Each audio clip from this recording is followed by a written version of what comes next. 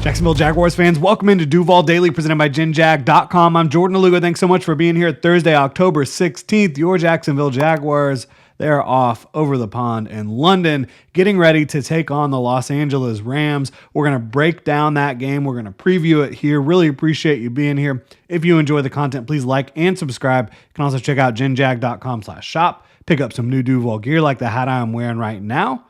And shout out to Aaron Berkshire providing the thumbnail image for this one. Really appreciate you, Aaron. So Jaguars and Rams, both teams are 4-2 entering week 7. I mean, this is a battle of good on good overall. The Rams are favored by 3 points. The line opened at 4.5. It is closed a little bit. The gap has closed down to 3. An implied score in the range of 20-23 or 21-24. The over-under is 44.5. So Vegas expecting both teams to score in the low to mid 20s. Jaguars, first trip to London for this new regime. Obviously, the Jaguars is a franchise very familiar with London. They're 6-5 over in London. And they've been a lot more successful lately and in general in London than they have been anywhere else, right? But this is a new regime handling it for the first time. There are people in place that have done this before, and Liam Cohen has gone to London for a football game before, right? But all these people in the current leadership positions that they have, specifically looking at Liam Cohen, James Gladstone, and Tony Boselli, are handling this for the first time. The Jaguars traveled to London Monday afternoon, evening, right? The Rams are still in the Baltimore area after taking on the Ravens this past Sunday. They won't be traveling until late on Friday to London. So 2 different strategies. Both strategies have their merit. We're going to find out which team looks more prepared. Both teams away from home for the majority of the week, and we'll have plenty of time for team bonding. But Jaguars being in London several days earlier than the Rams. We'll see if that makes a difference. Both teams have some injury concerns. Devin Lloyd and Quentin Morris are out for the Jaguars. They did not travel with the team. Devin Lloyd, one of the top linebackers in the league right now in terms of just ball production and making big plays. He missed a good chunk of the game last week against the Seahawks, but the Jaguars do have plenty of linebacker depth. Ventrell Miller will step in and start for him, and Ventrell has plenty of experience, got plenty of playing time last week and looked good on the defensive side of the ball for the Jaguars overall. And then with Quentin Morris out, it's a little bit of a dilemma because you also already have Brenton Strange on injured reserve, the Jaguars' top tight end and one of their top offensive players overall. The Jaguars added Jordan Akins to their practice squad.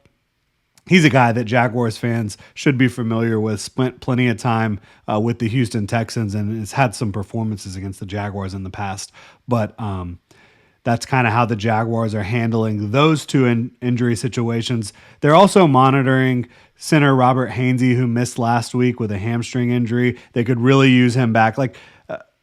No shade on the rookie Jonah Monheim, who I think did a good job, all things considered. But Robert Hainsey has the experience in this system. He has the experience playing in the NFL. He is just a better option right now. He's also a captain for this football team, a leader. They would really like to have him out there. He was limited on Wednesday. De'Ami Brown also limited with the shoulder injury on Wednesday. You imagine he'll be able to go. Same thing with safety Eric Murray. De'Ami Brown and Eric Murray been dealing with their injuries for the last few weeks. Eric Murray has a neck injury, suffered on the same play that Trayvon Walker suffered a wrist injury. And Trayvon is back. He only played 16 snaps last week, but he was full participant in practice and didn't have an injury designation going into last week's game. So hopefully Trayvon Walker can ramp up the amount of snaps he can get against the Rams. The Rams' biggest concern is Puka Nacua's ankle. He did not participate in practice on Wednesday. Early reports from Ian Rappaport suggested that Nacua could be out for, maybe weeks, whereas so far Sean McVay has just said he's day to day and was kind of more optimistic about the Rams potentially having Puka Nacua on Sunday. But again, not being able to practice Wednesday, definitely a situation to monitor because Puka Nacua might be the best receiver in football right now. He's certainly the most productive. Offensive tackle, Rob Havenstein, did not participate in practice. He's a starter for the Rams. Running back Blake Corum, who is a kind of role playing back for them behind Kyron Williams, and then edge Josiah Stewart were all did not participate in practice on Wednesday for the Rams. Injury situations to monitor on both sides, no question about it. It is master and apprentice here in London on multiple fronts. The Jaguars have been dubbed by some, LA Rams South or East. It's Liam Cohen versus Sean McVay. Liam Cohen cut his teeth in the NFL under Sean McVay and was with the Rams for a long time in a variety of roles, including offensive coordinator. So you've got Liam Cohen going up against somebody who taught him a lot in this league and somebody who he has said, Sean McVay kind of gave him his PhD or master's, whatever it was, in coaching. And then you also have James Gladstone, Jaguars GM, versus Les Snead, Los Angeles Rams GM. Les Snead really kind of handpicked James Gladstone to come into the Rams organization and is the reason he's in the position he's in. Now, James Gladstone is obviously incredibly smart, hardworking, diligent, all those things, but on the other sideline or other press box, you've got two really important people, mentors for the Jaguars' current regime. Bottom line, and that should not be overlooked. You've also got a battle of former first overall pick quarterbacks.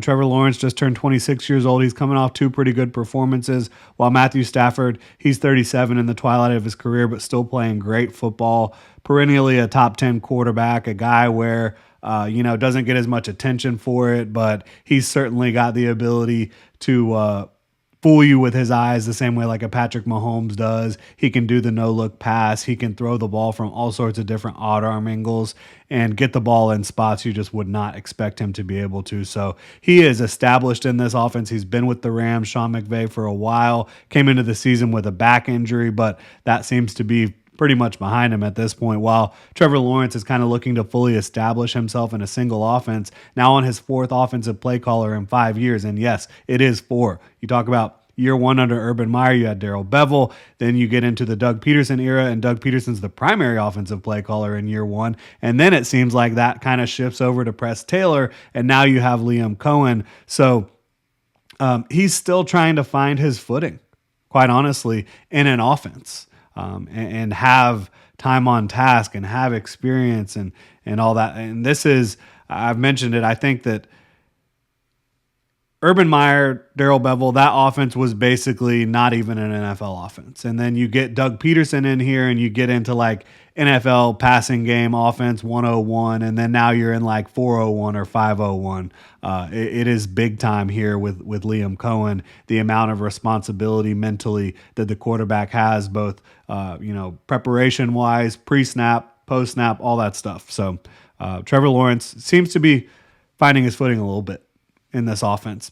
LA's offense is one of the best in the league at moving the ball through the air with Matthew Stafford and company. While their ground game is more middle of the pack, they've got some good guys. They've got some physicality up front, but they're not running the ball a ton, and they're not one of the most effective run games in football, but they are still a quality group that the Jaguars need to worry about. Now, the Jaguars have one of the best all-around defenses in the game.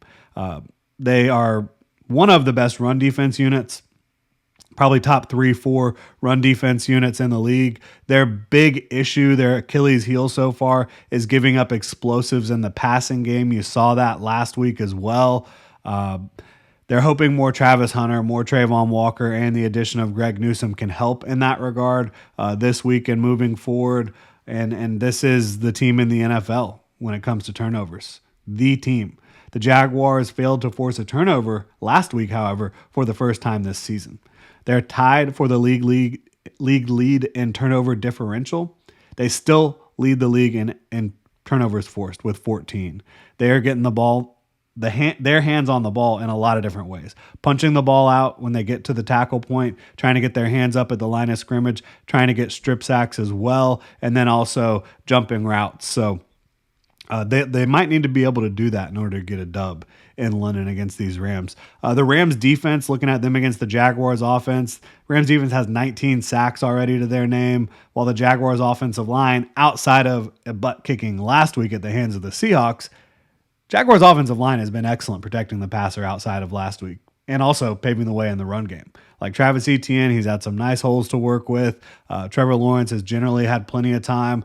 The weakest link on the Jaguars offensive line, which was a weak link against the Seahawks, has been Walker Little so far. He's allowed the third most pressures of any offensive tackle in football through 6 weeks. He's also allowed 5 sacks, which is the worst mark in the NFL for any offensive tackle. He's been hot and cold through 6 games, right? When he's been good, he's been very good against Carolina, San Francisco, and Kansas City. Those 3 games, he allowed a combined 2 pressures. But against Houston, Cincinnati, and Seattle, completely different story. He will face an extremely tough test this week. Jared Verse will be one-on-one with him quite often. Byron Young, he'll see as well a little bit. So, and the Rams, they're another team that runs stunts, that runs games up front, and Walker Little struggled with those last week. So that's going to be a key for the Jaguars, certainly, is Walker Little bouncing back, and he doesn't have to be perfect, but he can't be as bad as he's been at his worst so far this year. To go along with a good pass rush, the Rams, they've been stingy through the air and on the ground. They allow less than 200 yards per game passing and only 3.8 yards per carry on the ground. Looking at the Jaguars, they left a lot of points on the board last week due to kicker Cam Little not being able to make kicks. Got the yips a little bit, missed kicks that should have been gimmies for him. And then Logan Cook not playing his best ball at punter either. I mean, he's had plenty of opportunities to punt the ball lately. It's been a little hit or miss, right? You've seen some good ones. You've seen a lot more average punting than you would like to see from a Logan Cook so far. The Jaguars are looking to avoid their first losing streak of this new era and of the 2025 season. They're also trying to keep pace in the AFC South with the Colts, who are 5-1. The Jags are 4-2. They can win this game, and the Colts go out to LA and lose to the Chargers, and you're tied at the top again. If you lose this game and the Colts win, you're in a couple game hole there. The Jaguars are also trying to keep pace in the AFC wildcard race. If they can't keep pace in the AFC South, they've got to keep up in the wildcard race. Falling to 4-3 would hurt, but being 5-2 would be a huge sigh of relief, and also just it would be big for the standings. While the Rams, they're just looking to keep pace in the NFC West right now. They're tied atop the NFC West, but there's 3 teams at the top, the 49ers, the Seahawks, and the Rams, all 4-2. And they're trying to win their division. They're trying to host a home playoff game. In order to do that, beating the Jaguars would be a huge step in the right direction. The Seahawks already beat the Jaguars. The 49ers lost to the Jags, and the Jags take on the Cardinals later in the season in Arizona. So, big game for both teams. Is it a must-win? I don't think so. But if either team wants to win their division, which they do, if either team wants to host a home playoff game, this is a pivotal game towards that end. Really appreciate y'all tuning in. If you enjoy the content, please like and subscribe. Y'all have a good one.